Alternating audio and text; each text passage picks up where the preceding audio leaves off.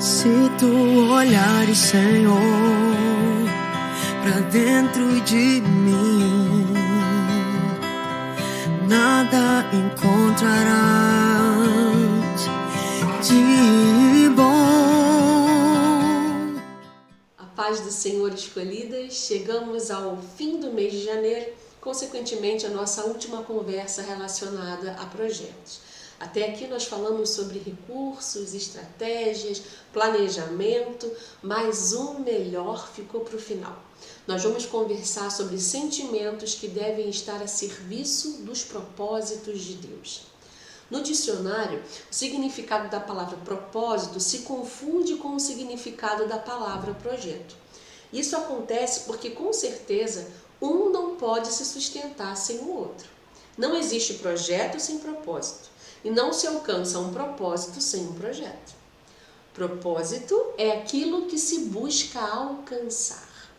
Nós vimos que Maria e Isabel deveriam compreender o propósito e não atrapalhar o processo. Essa frase é importante para nós. Nós também precisamos compreender o propósito e não atrapalhar o processo. Como isso aconteceu para elas? Bom, o corpo estava ok. Aquilo que era um impedimento natural, os céus resolveram. Os filhos foram liberados para as duas. Mente, ok. Gabriel veio falar sobre o propósito de João, sobre o propósito de Jesus, e elas entenderam que o que estava acontecendo ali vinha do alto. Agora, os sentimentos das duas deveriam estar igualmente blindados para que os sentimentos não fossem impedimento para se alcançar o propósito.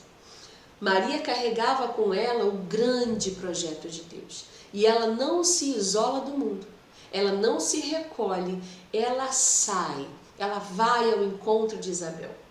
Já imaginou se a Maria se coloca em um pedestal e decide que não vai mais se misturar com aquelas pessoas simples de Nazaré? Ou se ela e Isabel entrassem numa disputa? O anjo apareceu para o meu marido e disse que meu filho vai ser poderoso como Elias. E a outra, mas o anjo apareceu para mim e disse que o meu não precisou nem de um pai humano na sua concepção, ele é filho do Altíssimo. Não foi o que aconteceu. Isabel precisava do vigor da juventude, porque ela já era idosa e estava na sua primeira gestação.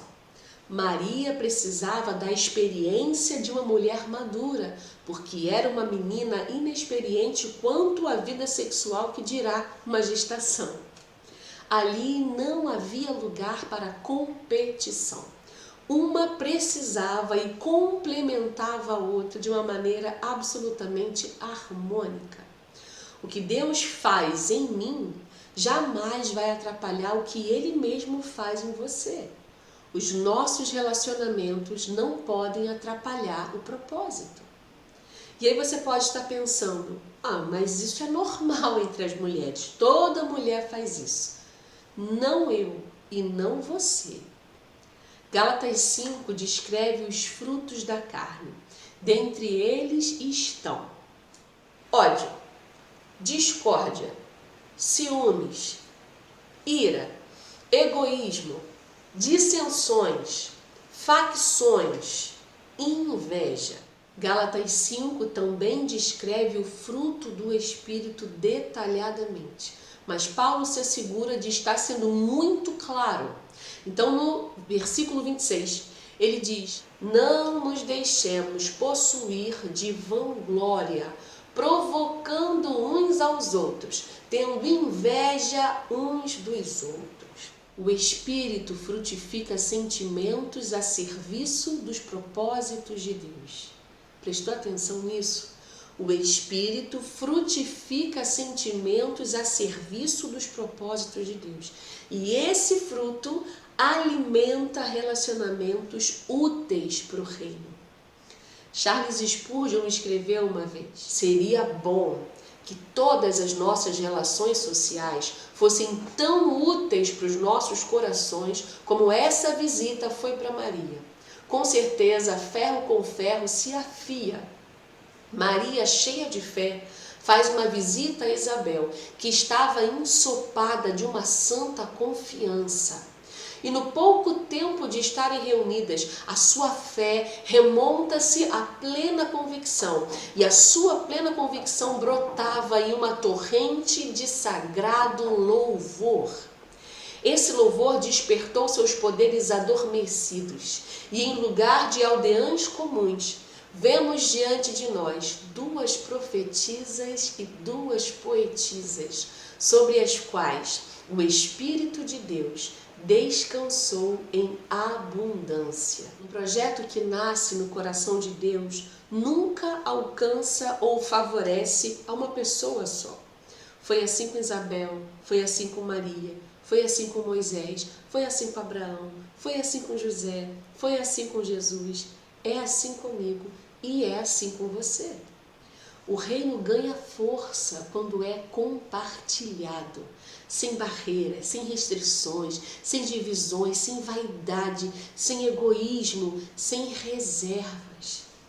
Com certeza você conhece a expressão, ai, fulana está com o rei na barriga. Essa expressão nasceu no período do Império no Brasil, por causa do tratamento especial que se dava às rainhas quando elas estavam grávidas dos futuros reis. Elas se destacavam, elas eram vistas e tratadas de uma outra maneira. Havia sobre elas expectativas.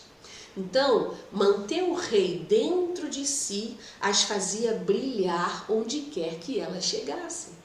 Uma mulher naquela época com certeza não era vista com o mesmo valor que um homem. Então, em nenhuma outra fase da sua vida elas seriam tão importantes para os seus súditos. Essa era a chance de compartilhar com aquele futuro rei um pouco da sua majestade, um pouco do seu poder, um pouco do seu valor. Há coisas que nós recebemos que já deveriam ter nascido, já deveriam ter vindo à luz, mas de alguma forma nós nos sentimos envaidecidas enquanto detemos com a gente, enquanto cresce em nós e não em outras pessoas. Nós já falamos sobre o processo e o que eu vou dizer agora tem a ver com o processo. Há um momento em que o que foi gerado dentro de nós precisa vir para fora. Nós precisamos dar a luz. Nós precisamos revelar o que estava escondido, mostrar, compartilhar o que até pouco tempo estava apenas dentro da gente. Há milhares de casos de mulheres que amam gerar, amam ficar grávidas, mas assim que dão a luz, assim que perdem a luz que estava sobre elas, assim que elas saem do foco e não recebem mais tanta atenção e tanta preocupação dos outros, quando elas começam a perder o seu próprio nome e viram só a mãe do fulaninho, elas ficam sem chão. Porque agora tudo gira em torno do bebê e não mais em torno delas. E isso as angustia, isso as entristece. Quando elas dão a luz, elas se sentem comuns de novo. A expressão dar à luz significa, além de apresentar ao bebê a luz do dia, a luz do mundo, é também entregar a atenção a ele agora. Ele passa a ser o foco. Isso pode parecer uma loucura, como pode alguma mulher ter essa sensação? Mas olha, nós fazemos isso espiritualmente. Nós dizemos, a glória é de Deus, mas se uma outra irmã começa a ser mais usada do que você, a luz que até então estava na sua direção, agora se apaga. Nós precisamos aprender a dar a luz, a gozar da alegria santa, de vermos outras mulheres sendo instrumentos para a glória dele. Maria exultou em perceber que Isabel também estava inserida no projeto, também estava inserida no propósito, e não houve competição entre elas. Isso é lindo. Nós precisamos voltar a exultar quando a minha irmã está sendo usada ou até mais útil do que eu. Isso é maravilhoso. Vocês lembram em 1 Coríntios 3, versículos 7 e 8? De modo que nem o que planta, nem o que rega são alguma coisa, mas unicamente Deus que efetua o crescimento. O que planta e o que rega tem um só propósito, e cada um será recompensado de acordo com o seu próprio trabalho. Cada uma vai passar pelo seu processo, mas o propósito permanece sendo um só, que ele cresça. Que em 2024, em todos os seus projetos, Cristo seja revelado. Que nos projetos de Deus o seu nome seja cogitado. Que os seus relacionamentos sejam úteis para o Rei. Você é escolhida. Escolha colocar-se a serviço do propósito. Que Deus abençoe a sua vida e até a próxima. Ensina-me a amar o meu irmão, a olhar com os teus olhos, perdoar com teus